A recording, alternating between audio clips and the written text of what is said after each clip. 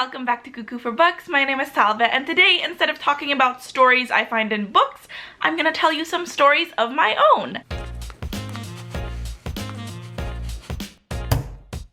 So this is something that, I don't know, was percolating in my brain for the last couple of weeks. So this year I tried to pull back on purchasing books, not policing anyone's behavior, but I feel like, I feel guilty buying books when I know a lot of people are really struggling right now with the pandemic. That doesn't mean I haven't bought books, but in comparison to previous years, 'tis a minuscule amount. I thought instead of doing a book haul about books I bought recently, which I haven't, I thought why not do a video where I talk about my favorite bookish finds ever of all time, and they're not necessarily bookish purchases. It could be I found it one way or another, and talk about those. So I wanted to start with some of the older books on this list. We start with this. It doesn't have a cover anymore, and it is the first Babysitters Club book that I ever read, and I'm holding it very carefully because I used to ID all my old books and put my phone number on it just in case it got lost, and it's still our phone number to this day, so I'm holding it up like this. Is there a comfier way of holding it? Like that, okay. Growing up, there were three people, I guess, who would hand me down their books a lot. I'm just gonna set this down because it's too hard holding it that way. My cousins in the States and my ninang, or my godmother's daughter, here in the Philippines. And this was one of them, but I can't actually remember which of them gave it to me. Clearly, I loved it so much and I kept rereading it that the cover fell off. So this was the book that really started my love for all things Babysitters Club. To this day, there's a Netflix show. I suggest you guys watch it. It's so joyful and fun. The day it premiered, I watched it. I spent overnight watching it and I finished it within a day or a weekend. I never do that with Netflix shows. This is the one show that I could not wait to watch, and I loved it. It was so good. I cried. I also never cry, so a lot of new things with this Netflix show, and it all started with this book. So the second ancient book on this list, and you probably remember this from the bookshelf tour that I did, it is Full House Stephanie, What Can You Grow in a Family Tree? This is the first chapter book, and I guess technically first YA, I guess. Back then, that wasn't really so much a genre. This is a spin-off series from the 90s sitcom Full House, for you young'uns out there. I remember so distinctly when I got this book. I had finished like a Disney princess book that my ninang from the States had given me. Back then, you know, I was a kid. I didn't have the concept in my mind of, hey, sometimes the books that are available in the States are not available here in the Philippines. I remember finishing it, loving it, and then my mom was going out and I said, oh please, can you get me another book in this series, please? I had no idea back then that that wasn't practical. And she came back and she said, no, I didn't find the series, but I found this book and I thought you might like it. That was how I started reading this book, how I started reading all the Full House books. I don't dare to actually reread it because it might fall apart, but I might frame it or something because it still means so much to me until this day. Fast forwarding into the future a bit, just because you might be sick of looking at books that are 20 years old. The next book I have is The Six of Crows arc by Leigh Bardugo. This was the first advanced copy I'd ever gotten as a blogger, so obviously it'll mean so much to you. Any blogger, I think, would remember the first advanced copy they've ever gotten, but what makes it really important was that this was given to me and a bunch of other bloggers by the author herself. I just remembered, you can probably watch a vlog of this that I did 5 years ago. I'm gonna try to link it above, the day we got this arc. I was able to go to this blogger event and the author was there and we had a Q&A with her, and at the end of the session she was like, oh, you guys know I'm publishing a book later this year, and we were like, adoy, I bet you guys would love advanced copies, right? We were like, yeah, and then she was just like, good, because I have some for you, and then we just lost our minds. Oh my goodness. Until this day I'm like, I can't believe that that happened. That's still for me one of the most amazing bookish experiences ever, especially seeing how big this series has gotten. It's gonna be a Netflix show, guys. She signed it right then and there. And Leigh Bardugo is just like genuinely, well, based on, you know, the one time I met her, such a sweetheart. Like I said earlier, every blogger probably remembers the first advanced copy or arc that they've ever gotten, but this one has so much more layers on top of it and why it was such a memorable book for me. So we have that. I'm actually really liking this storytelling method. I don't feel like I have to get certain points across. I can just chat with you guys. So the next book I have, I am gonna go back a couple of years, and this is the most random book ever. It's Lacey Harrison's Movers and Fakers. If Lacey Harrison sounds familiar to you, she wrote the Click series that was popular for teenagers in like 2006. This was the first book I had ever had signed. My family had visited relatives in the States. My cousins at that time were attending UCLA. I don't know if UCLA hosts it every year, but they host, what is it called? I'm gonna Google that. The Los Angeles Times Festival of Books. That's what it's called. They were like, hey, you might wanna attend, you might wanna check it out, see if any of the authors are up your alley. And this was, and let me tell you something. Back then, Lacey Harrison was everything to me. I loved the Click book so much. And so when I found out she was gonna be there, keep in mind, I was very young. I had never even thought about making a blog. I didn't know that you could meet authors face to face. What is this sorcery? So I said, of course, I want to line up. And I remember it was an outdoor event and it was really hot, and that's coming from someone who lives in the Philippines. I didn't even take any pictures because social media wasn't even a thing back then. I was just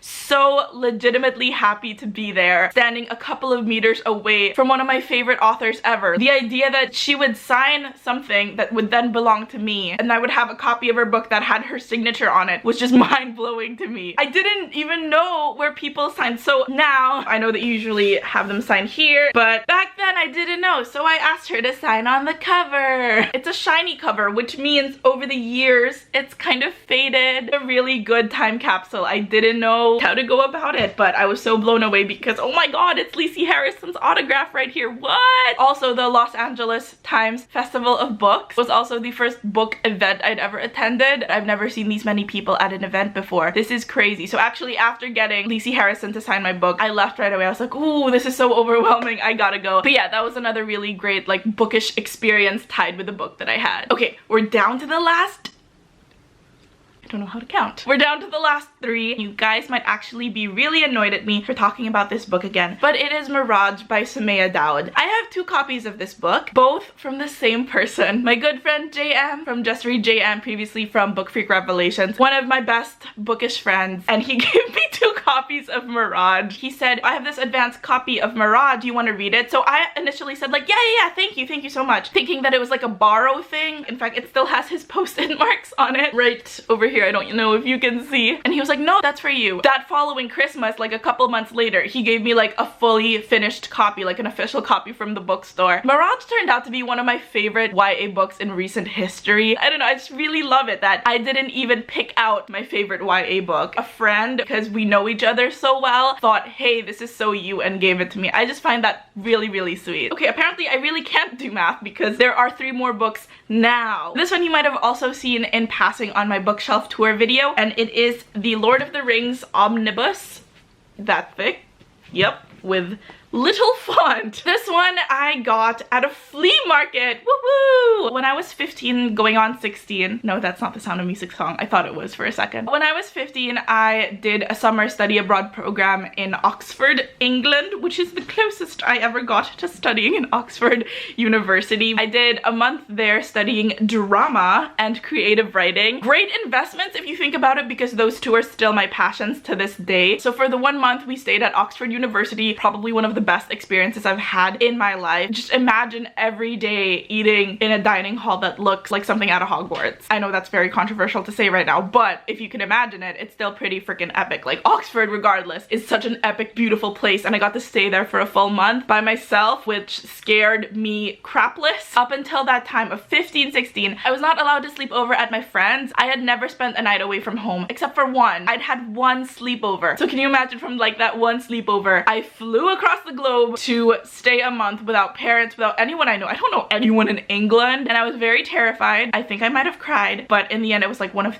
the best experiences ever. Like, the first day I was like, nope, I want to go home. I can't do this. I can't do this. I need my mommy. But at the end I was like, oh my god, this is beautiful. I love it. I don't ever want to leave. I felt very sad when I left because we were mostly based in Oxford, which I think is about an hour, 2 hours away from London. I could be wrong, it's been a while. We only, I think, had 2 like day trips in London where they would take us. It would depend what major you chose. So because I chose drama as a major, we went to a theater, I think like a modern theater. We had free time on the riverbank, and there was a flea market. There was a book section, so I scurried on over and I found this. Can you believe how long it took to tell that story? Just to tell you guys that I found this at a flea market. I tend to get chatty. That's why these storytelling videos probably not safe, because I will digress and I will get carried away. I got it for half the price, so about £5, which is about 300 pesos for what is the equivalent of 3 books, and I thought that was a very kick-ass deal. It's just one of my favorite stories. Where did you find your Lord of the Rings trilogy? On the banks of the river in London at a flea market. This was quite literally a find for me. The last 2 books I'm really like very passionate about. I couldn't let a video pass without me mentioning Tamora Pierce, guys. I love her. You know I love her. We don't need to go over this. She's been writing since the 80s. Her books have been fortunate enough to get multiple redesigns, reprints, all those words. That means that there are so many editions of her books floating out there. I've sort of made it my life's mission or hobby that whenever I see a different edition, I'll pick it up and add it to my collection. So I've been doing that for a couple of years now, trying to catch them all.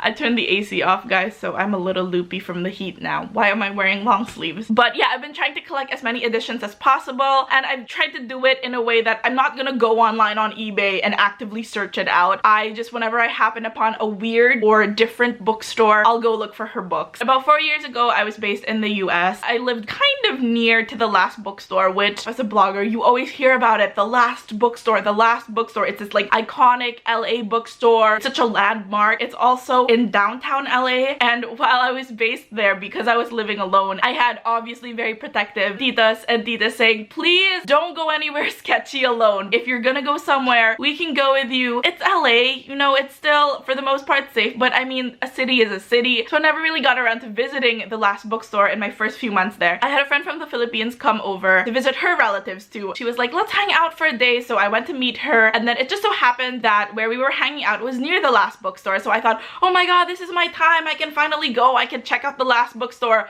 Finally! First thing we did was like go to the Instagram spots in the bookstore and obviously take pictures. And then I found Emperor Mage by Tamora Pierce. Not only do I love Tamora Pierce, and not only have I been on a mission to hunt down as many Tamora Pierce copies as I can, this is my absolute favorite Tamora Pierce book of them all. And I've never seen this edition in person. I was 3 years old when this edition came out, so obviously I would never have encountered it. I just remember my eyeballs bursting out like a cartoon character. And the second book, which is the last book on this list, so one of my favorite middle grade books growing up was the Royal Diaries. All my love of history and royalty started with that series. They're for middle graders, so they're young. What they do is they pretend that they are the diaries of famous royal women, but as kids. Really, honestly, it was such an ingenious way of getting kids to start discovering history and women in history at that. I borrowed the Anastasia Royal Diaries from my friend back in grade school, Erin, and I know she told me that she sometimes watches my video, so hi Erin! My first Royal Diaries book I borrowed from you. And then I got so obsessed with the series. I learned all about these historical women for the first time through these books. They used to sell them at Fully Booked here in Manila. I wasn't a hoarder back then,